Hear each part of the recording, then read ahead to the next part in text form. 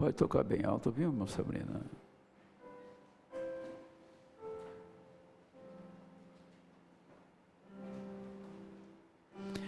Aquele que desceu é também o mesmo que subiu acima de todos os céus para cumprir todas as coisas. E ele mesmo deu uns para apóstolos e outros para profetas, outros para evangelistas, outros para pastores e doutores, querendo o aperfeiçoamento dos santos, para a obra do ministério, para a edificação do corpo de Cristo, até que todos cheguemos à unidade da fé e ao conhecimento do Filho de Deus, a varão perfeito, à medida da estatura completa de Cristo, para que não sejamos mais meninos inconstantes, levados em roda por todo vento de doutrina, pelo engano dos homens, que com astúcia enganam fraudulosamente. Antes, seguindo a verdade em amor, cresçamos em tudo naquele que é a cabeça, Cristo, do qual todo o corpo bem ajustado, ligado pelo auxílio de todas as juntas, segundo a justa operação de cada parte, faz aumento do corpo para a sua edificação em amor. Senhor, esta é uma noite de oração e nós queremos meditar em sua palavra e não ficar só apenas em nossos pensamentos, mas que isso encontre um lugar chamado alma, que encontre ali o santuário do Senhor. O Senhor tem um santuário dentro de cada filho eleito. É lá naquele santuário, bem atrás do véu, onde a sua voz ecoa. E atrás desse véu mortal, nesse lugar santíssimo, que é a alma redimida pelo sangue e selada com o Espírito Santo. Sim, Senhor. É ali que eu oro para que Tu fales nesta noite. Pedimos perdão por nossos pecados e pedimos a Tua ajuda, em nome de Jesus Cristo. Amém, Senhor. Pode sentar, amados. Gostaria de não estender muito, tá? Então, nós encontramos aqui 5 ofícios para fazer o que eu disse o profeta, para a proteção da igreja, para a edificação do corpo de Cristo. Para esta finalidade, o corpo de Cristo é edificado, levantado por 5 ofícios, começando no apóstolo, terminando no mestre. Por isto que nós vamos ler algumas escrituras, porque nós não podemos inverter os valores. Se formos falar de apóstolo é aquele que estabelece, é aquele que vai além mar. Apóstolo é um missionário, pois Paulo foi um apóstolo, que estabelece, como estabeleceu Timóteo, Silas e os demais ministros. Então, um apóstolo é aquele que estabelece. Profeta é o que tem o assim diz o Senhor. Profeta é aquele que vê as coisas no futuro, como se vê no presente. Um profeta, ele vê as coisas do futuro no presente tão real como se estivesse acontecendo agora. Ele fala, o assim diz o Senhor. O irmão Branham viu a América em cratera. O irmão Branham viu 2 bombas, uma para a América, outra para o Vaticano.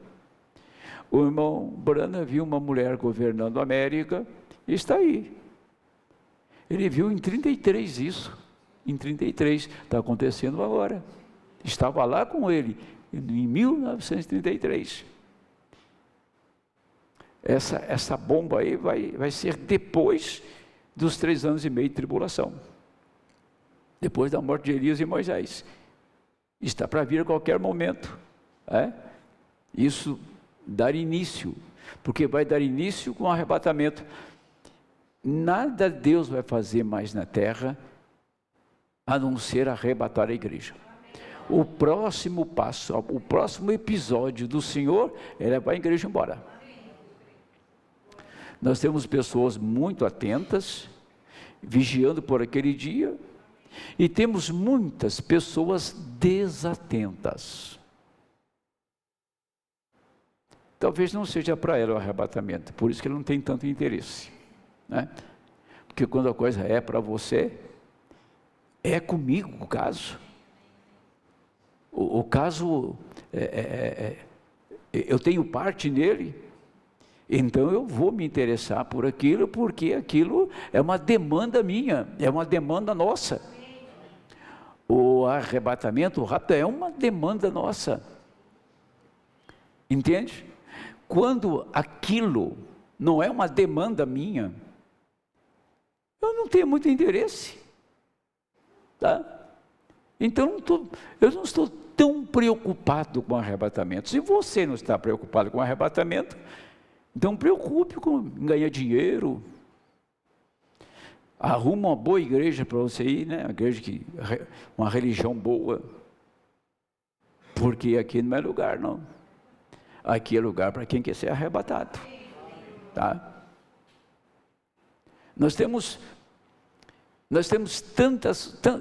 tanto que falar sobre isto, mas muitas vezes eu creio que não seria efetivo falar, porque sabe o que acontece?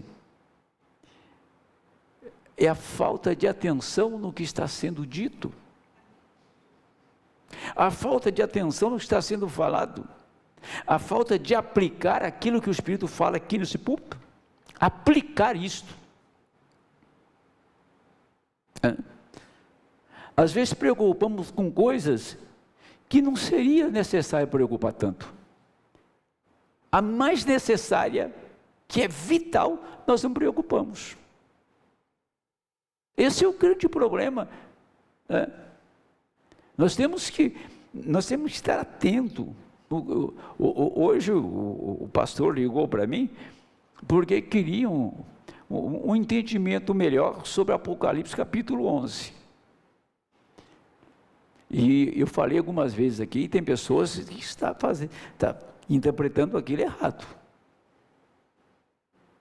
Não é como eles estão pensando. Apocalipse 11 não é aquilo. Se você pensa que essa guerra aí é aleatória, não é não.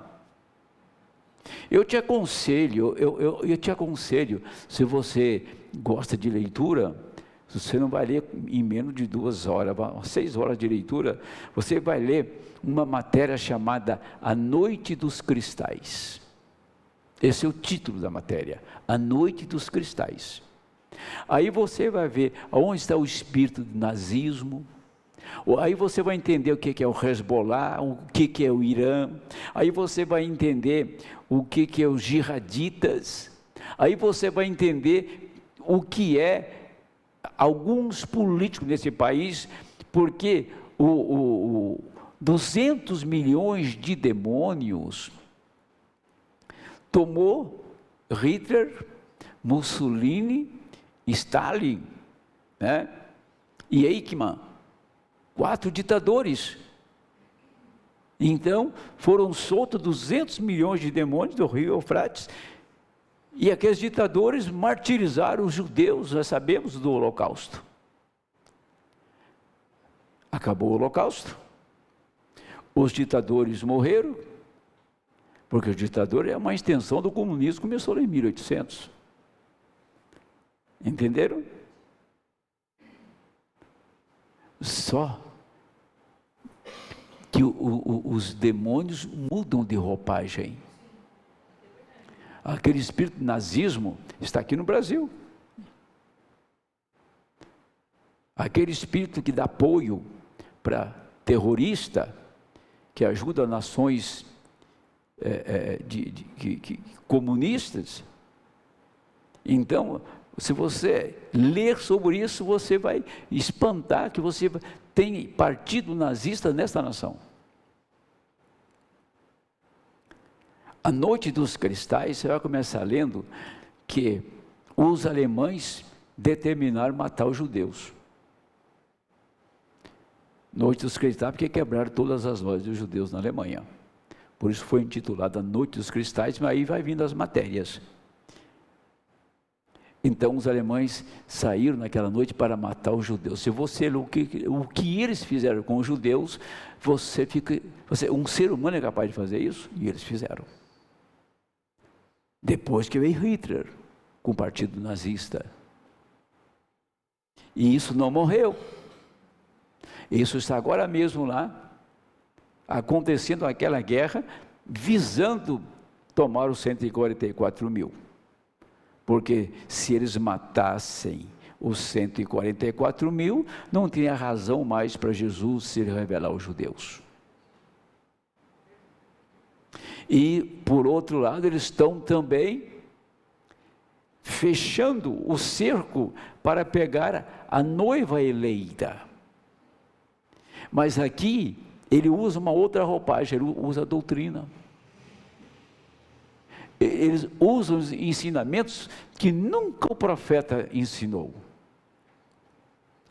Eles usam passagens bíblicas que nem existem.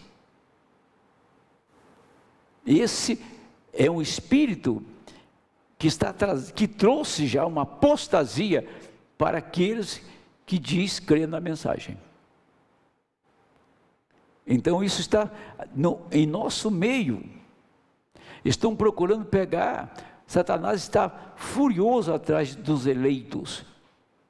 A noiva gentia desse lado e dos 144 mil. Porque o problema de Satanás são 2 povos. A noiva eleita e os 144 mil judeus. Porque o resto é dele. Então, você entenda que as coisas que estão acontecendo de 15 anos para cá, é porque estamos à mercê do arrebatamento.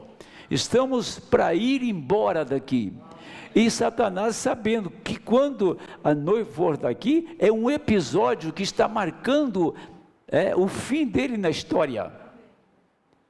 É um episódio, é um acontecimento que abre a cortina para saber que os seus dias estão chegando no fim.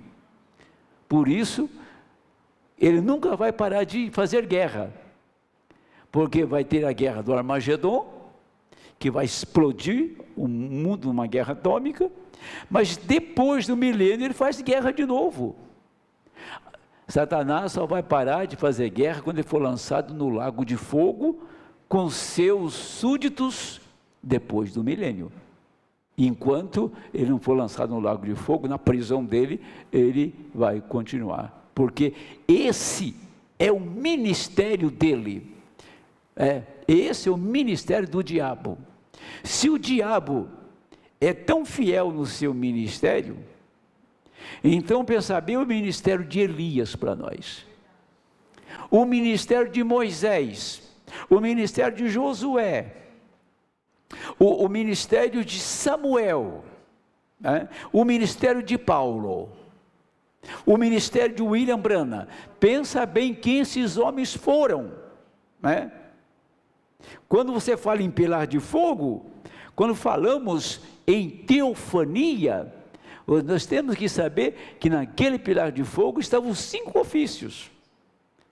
Você vai ler isso ali no livro de Hebreus, são espíritos ministradores. E quem são os espíritos ministradores?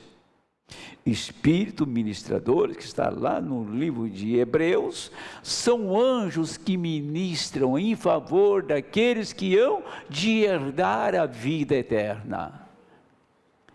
Agora, não é a pessoa física do homem, anjo ministrador, o anjo que representa o pastor, o anjo que representa o evangelista, o anjo que representa o apóstolo, o profeta. Então são espíritos ministradores. Se a igreja não entender que a ministração da palavra é pelo anjo que representa aquele ministro ali, ela vai achar que apenas é um discurso. E que vai ficar no banco sentado assim, virando o dedo assim, ó, como é que é mesmo? Como é que é? Assim. Ele está fazendo isso. Fica assim no banco da igreja. Será que o pastor vai terminar logo? O quê? O pastor está falando muito hoje, hein? O pastor está cheio de assunto hoje, hein? E o dedinho está só virando lá. Não está interessado em nada. Não está interessado em nada. Nós temos que saber, estar consciente que é uma hora para se agarrar à palavra. Não deixe que os problemas ao seu redor te impeçam. Porque se arruma um problema que me impede hoje, amanhã tem outro. E chega depois da manhã, você supera aquele, aparece outro. Porque o diabo sabe que a sua fraqueza é arrumar probleminha para não aparecer, para não cultuar, não adorar o Senhor. Probleminha, né? Isso, nunca, graças a Deus, nunca me segurou. A minha mãe morreu, enterrei ela e vim pregar de noite, lembra, Sônia? Acho que a mãe José já estava, lembra? A irmã Antônia. Tá? Sepultei a minha mãe lá em Extrema, Minas Gerais, e vim pregar à noite. A igreja ficou sem culto, não. Na morte da minha mãe e na morte do meu pai. Isso não me segura. Essas coisas de família não me seguram, nunca me segurou. Eu só não vim pregar aqui com uma semana de safenado, porque minha mulher não deixou. Senão eu vinha. Nada me segura, nada pode segurar. Deus conhece os seus limites, os nossos limites, e Deus sabe quando eu posso, quando eu não posso. Eu não posso inventar uma história quando eu posso fazer e digo para mim, para minha consciência que eu não posso. Mas lá dentro eu sei que eu poderia ter feito. Correto? Pois é, então falando disso, de espírito ministradores, esses 5 espíritos ministradores estão na palavra. Está em Efésios 4 e 11 que nós lemos, e está lá em Hebreus. Espírito ministrador que ministra em favor daqueles que hão de herdar a vida eterna. Então, se nós entendemos que a ministração da palavra vem através de um anjo celestial, que é uma teofania, então o sermão fica diferente. O ensinamento fica diferente. E um espírito ministrador não vai honrar uma doutrina errada. Não vai honrar uma palavra fora de ordem. Um espírito ministrador não vai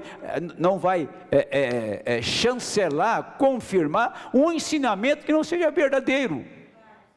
Se eu não sou pastor, ele não vai. A igreja pode até ser abençoada no meu ensinamento, mas essa igreja nunca vai chegar aonde ela deve chegar, porque eu não tenho ofício de pastor para levar a igreja naquilo. Isso é muito sério. Como trabalhei com um evangelista, que você ia numa comunidade, pregava, não tirava uma alma, ele ia lá, tirava meia dúzia. Qual a diferença? No mesmo lugar que muitos pregavam, não tirava ninguém de lá. Ele ia lá, tirava 5, 6. Porque ele era evangelista. Ele tinha o dom, estava nele. Ele tinha o imã para atrair. Como o pastor tem um ensinamento para colocar a igreja em posição. Tá?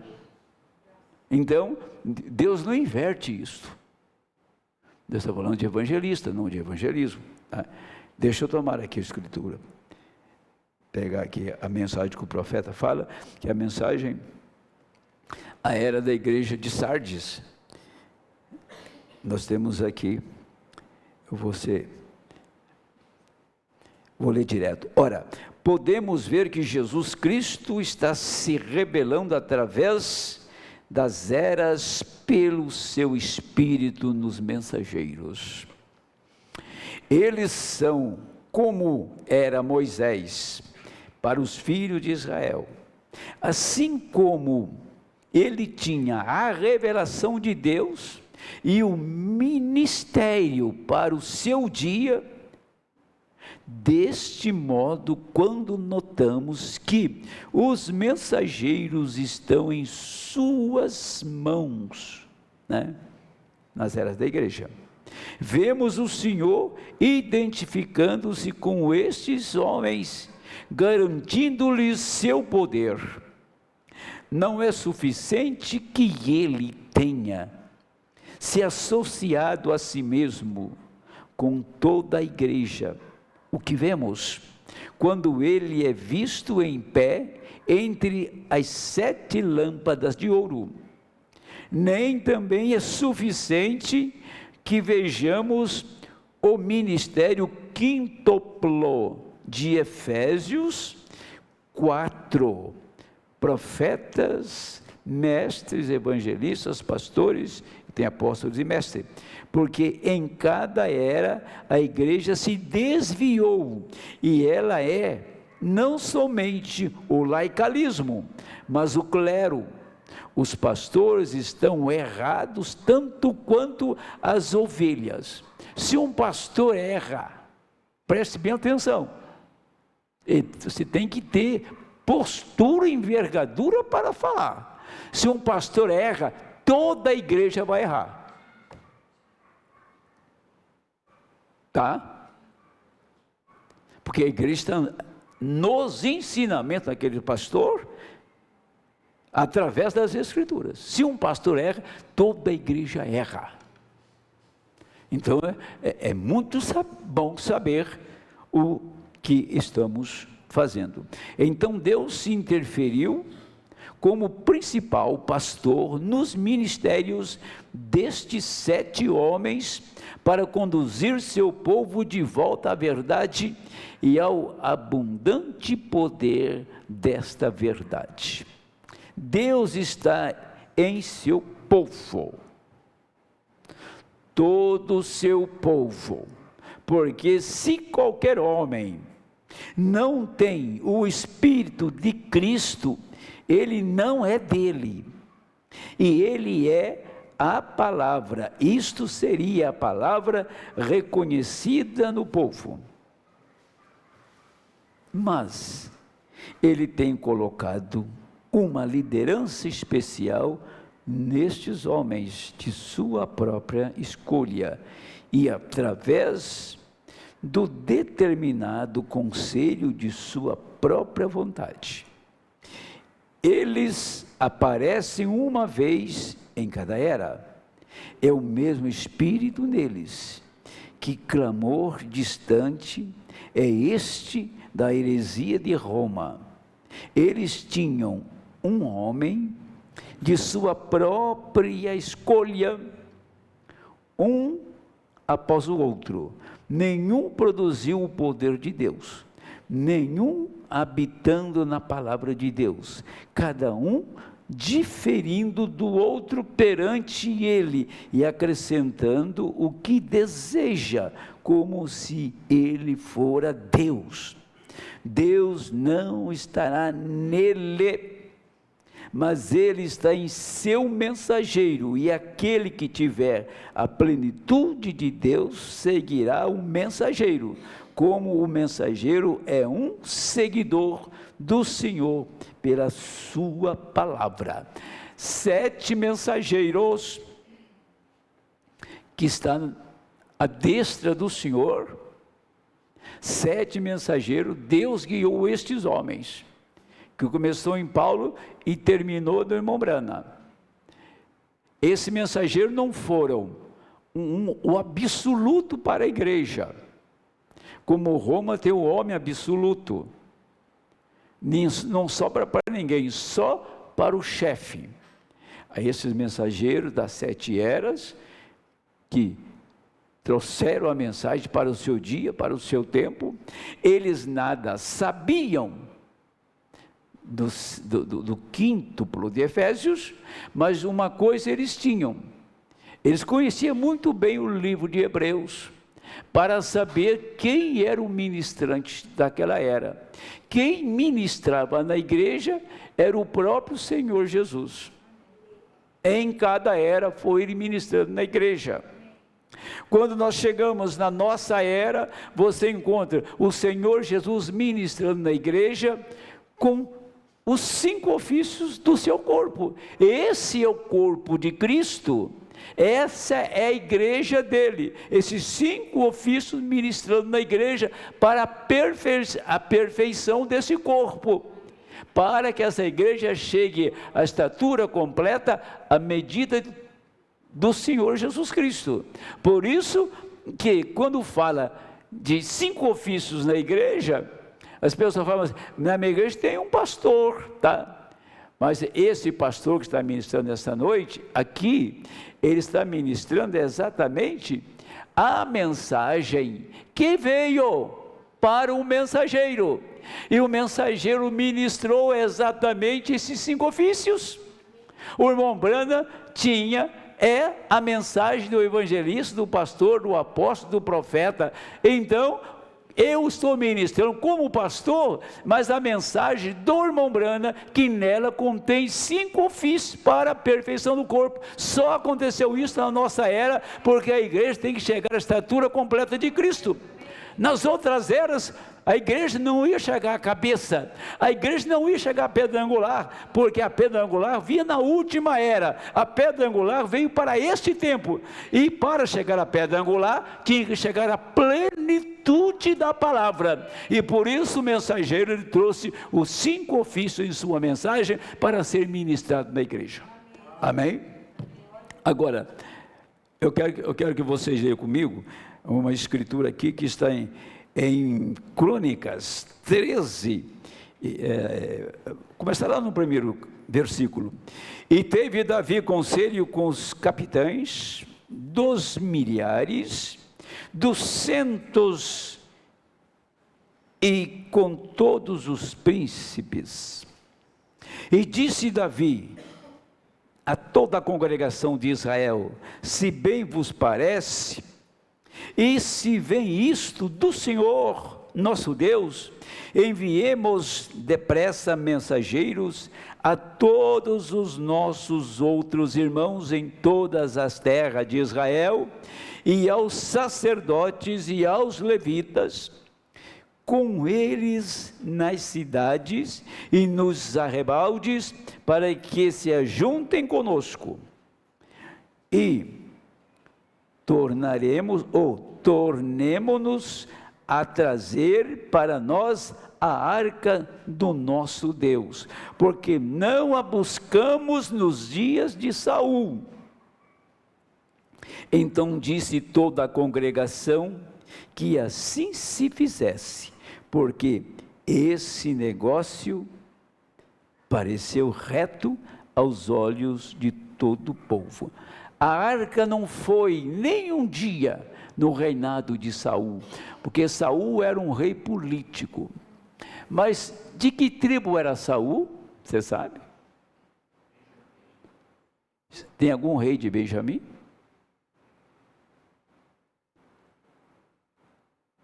Está tão errada a coisa, que rei se levanta em Judá, e não benjamita. Sacerdote se levanta da tribo de Levi, e não da tribo de Rubem e de Gad, de quem mais queira que seja. Não, quer que seja. Então levantaram um rei que nunca incomodou com a arca. Mas quando levanta um rei, ele se interessou se interessou pela palavra, para trazê-la de volta, porque Davi sabia o bem que Israel ia receber, o quanto Israel ia prosperar, e todas as batalhas eles venciam, mas a arca tinha que estar em seu lugar. Davi morreu, ou seja, Saul morreu na montanha de Gilboa, morreu seu filho Jonatas, perdeu a batalha, passou vergonha na vida, porque era um homem fora do seu lugar. Ele não era para estar, o povo que escolheu o homem errado. Agora, quando Davi é ungido por Samuel, ele agora está levando a arca, mas o problema é que Davi, ele colocou gente no seu ajuntamento que não fazia parte daquilo. O profeta falou em 2 mensagens isso. Ajuntou, pois, Davi todo Israel, desde Sior até o Sior do Egito, até chegar a Amate, para trazer a arca de Deus de Quiriate Jearim. Então Davi, com todo Israel, subiu a Baalá, e dali a Quiriate Jearim, que está em Judá, para fazer subir ali a arca de Deus, o Senhor que habita entre os querubins, sobre a qual é invocado o nome do Senhor. E levaram a arca de Deus sobre um carro novo. Aí começou a coisa errada. Às vezes quer fazer uma coisa para Deus de uma maneira que no meu conceito Deus vai receber, e você fala, estou dando o melhor, mas será que o que eu acho que é melhor para Deus, no meu conceito, é o conceito de Deus? O conceito de Deus é outro, o caráter de Deus não é o nosso, tá? Senão, aquilo que o homem acha que é certo, Deus pode achar que está tudo errado naquilo. Davi achou que estava tudo certo, mas estava tudo errado, tá? E levaram a arca de Deus sobre um carro novo, da casa de Abinadab, e Uzá e Aô guiava o carro. Quem estava guiando o carro? Uzá e Aiô, seu irmão. Eles eram levitas. Eles eram sacerdotes. Mas o ofício que eles tinham não era para carregar a palavra. Eles ocupavam outra ocupação. Porque tinha o sacerdote que cantava, tinha o sacerdote que tocava, tinha um sacerdote que transportava, era uma tribo inteira, só cuidava do santuário, só cuidava daquilo, cada um tinha um ofício. Uzá e Aiô estavam cuidando do carro. Agora, lógico que ele não falou para Davi, porque acho que ele não tinha essa autorização, falou, opa, isso aqui não está certo não. Deus nunca carregou a arca em carro novo, e nem boi. Deus sempre transportou a arca nos ombros dos sacerdotes. Mas eles não falaram.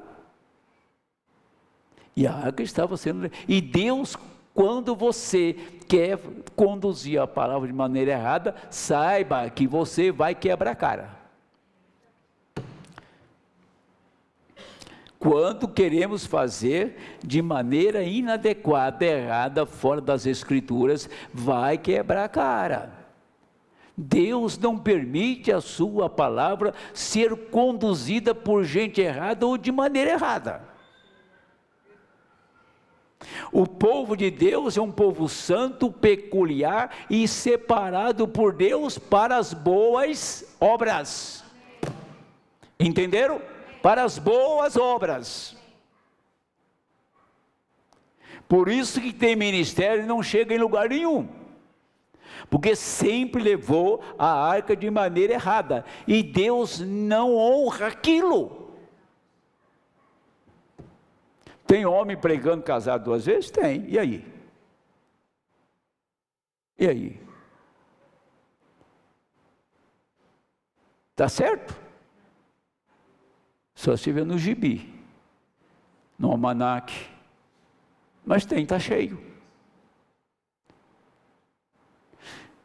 Tem na África igrejas que o pastor não é casado.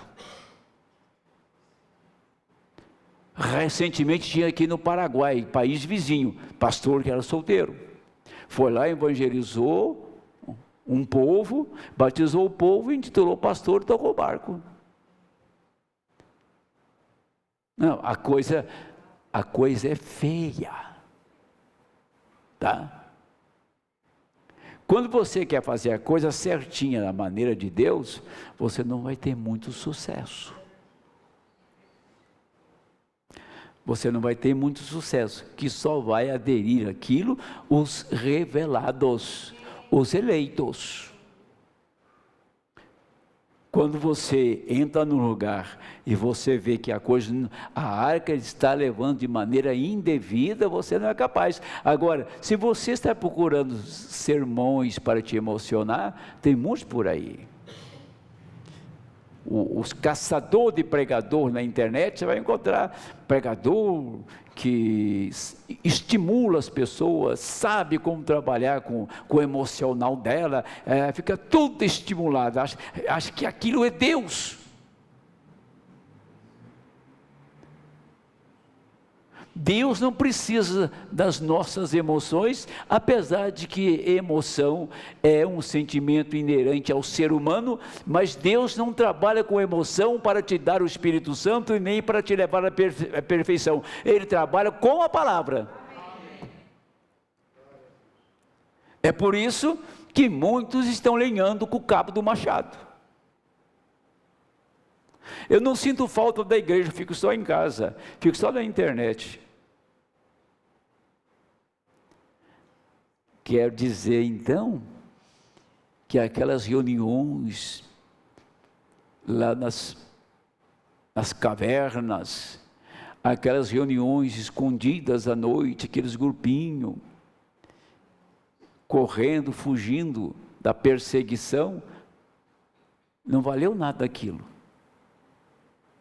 Aquele companheirismo que eles tinham, eles ministravam a ceia todos os primeiros dias da semana.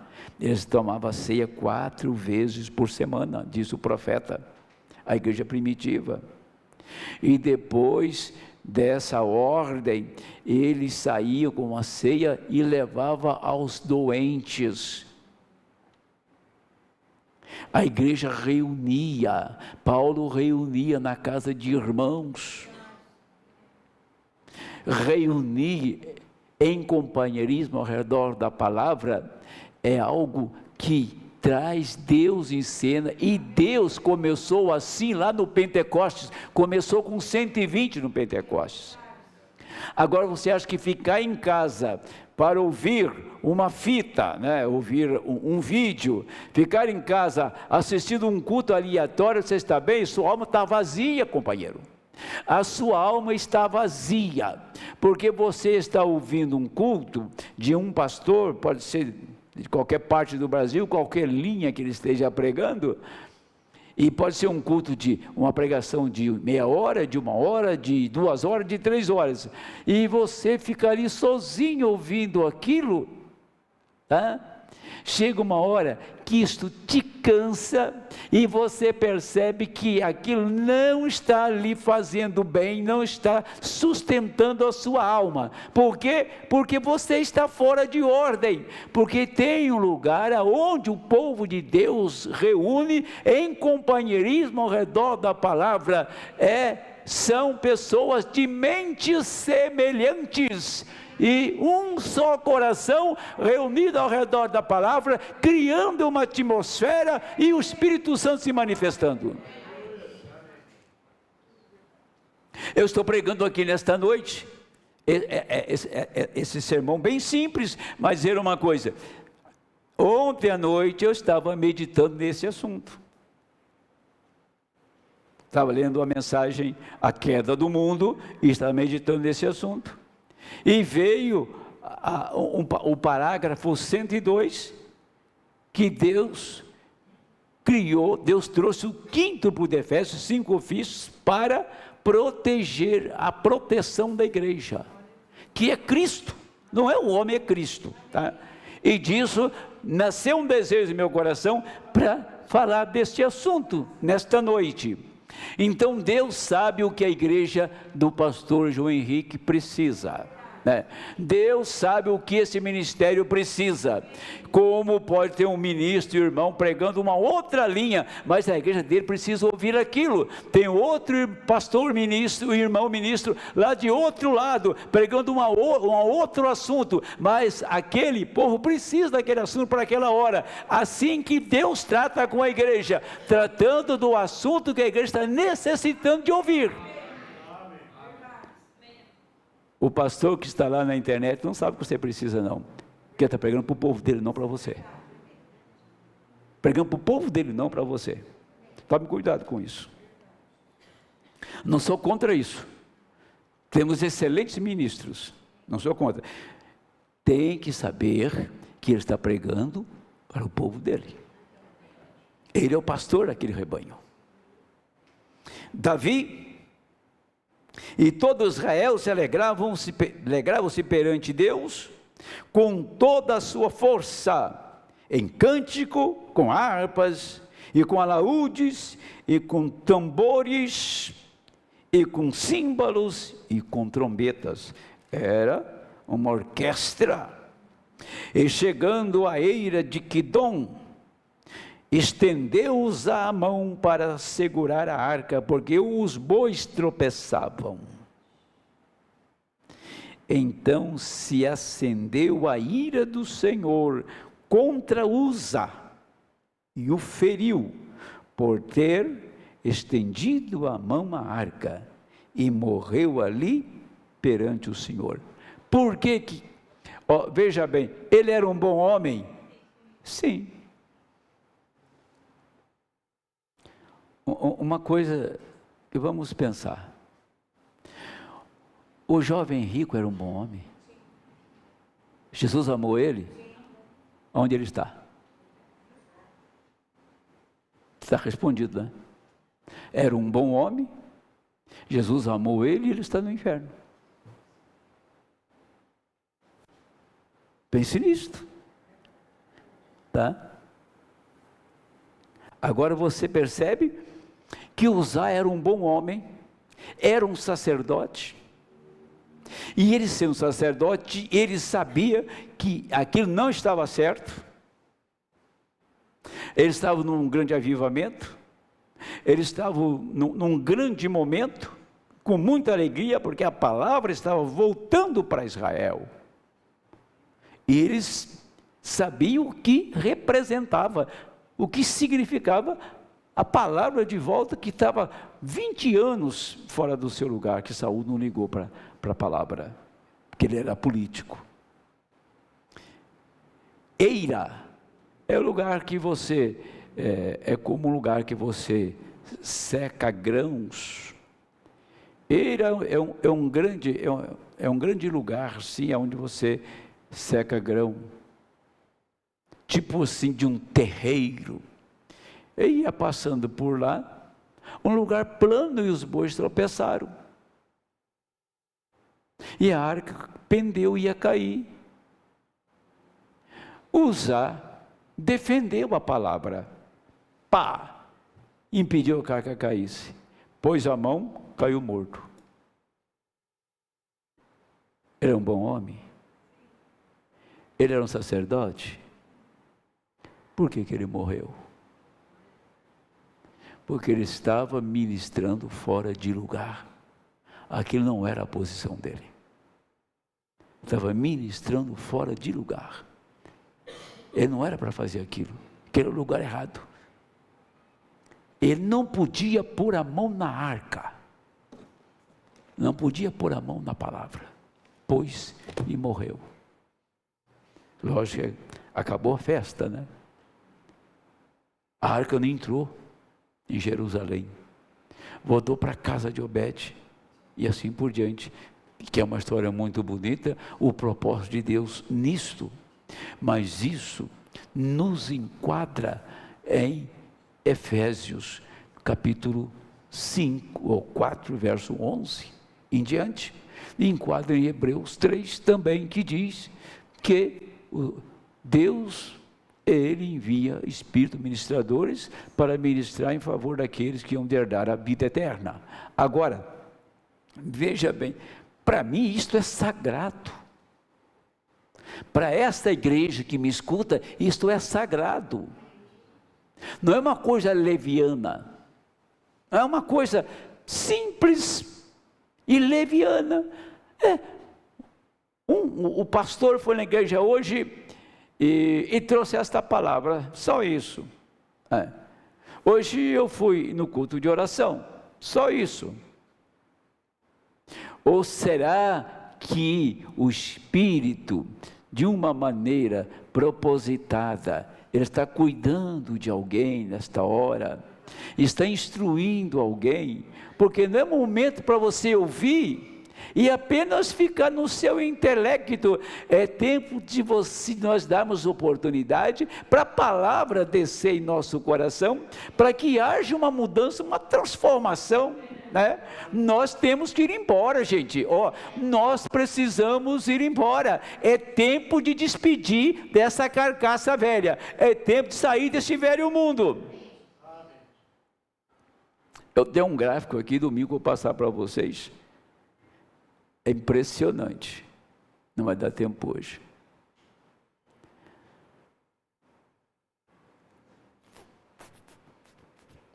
Que tem que falar um pouquinho inglês. Começou em 1930, veio para 1940, aí começa dos últimos 15 anos e termina em 2024. Sabe quanto tempo as pessoas ficam online? Do seu tempo? 80%. 80%. Sabe quanto tempo eles ficam na escola? 3%. Sabe quanto tempo eles ficam com a família? 0. Pesquisa e um gráfico feito. Vai trazendo desde 1930 até agora, 80% online, 3%. A igreja é 0 também. Igreja é uma porcentagem mínima, 0, 0, 0, tal. 0 com a família, 3% na escola e 80% online.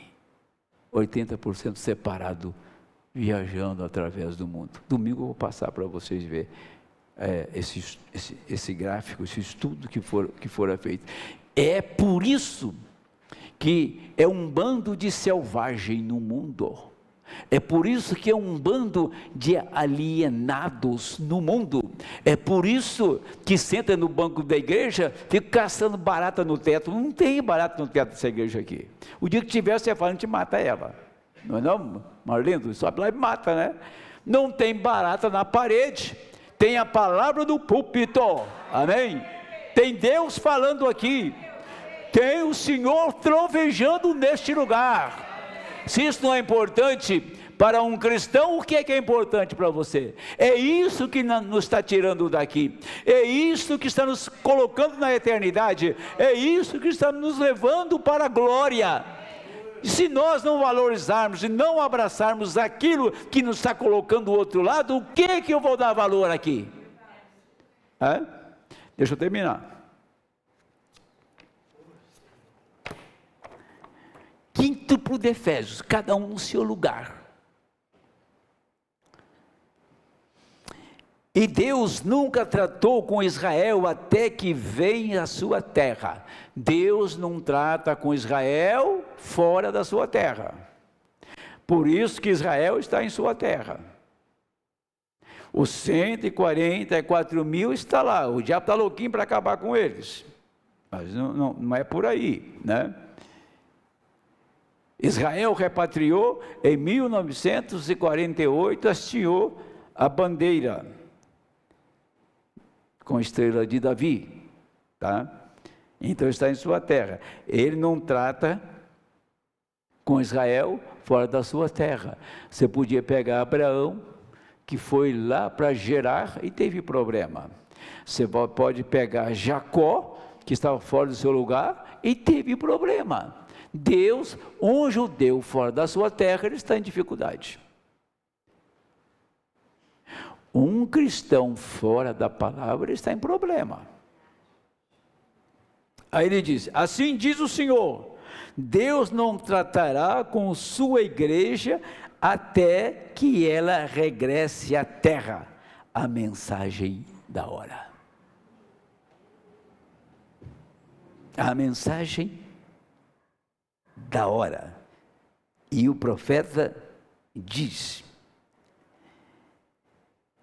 regressai ao original, apartem-se de suas ideias metodistas, batistas, presbiterianas, seus pentecostais, assembleias, unitários, trindade, quintuplo, que for a igreja de Deus, nazareno, peregrino da santidade, igreja de Cristo, todos os movimentos anticristos. E me dou conta que isto vai ao mundo, todos enganados, todos do demônio, a gente piedosa em cada uma delas, gente piedosa em cada um destes movimentos, porém, a organização em si não é de Deus, e Deus nunca a abençoará, Ele nunca o tem feito. O que é bênção de Deus? É arrumar um bom emprego? O que é bênção de Deus para você? É ter uma boa casa para morar? É ter um bom carro, é ter conforto? Bênção de Deus, o que eu entendo, é quando eu posso receber a palavra. Eu posso estar morando em umas águas furtadas ou meia água, eu posso estar comendo feijão com farinha e o coco da irmã Antônia lá da Paraíba, não importa, eu quero saber se Deus está no meu ranchinho. Eu quero saber se Deus está no meu feijão com farinha. Eu quero saber se Deus está na minha cama humilde, se Deus está na minha caminhada. Não importa. Bênção de Deus é quando Deus agrada de você e você sabe que Ele está contigo. O resto é só um enchimento e mais nada. Agora, se eu estou nesta terra, se eu estou nesta mensagem, e ela é a terra que Deus me pôs, olha, eu lhe garanto que Deus vai cuidar de ti.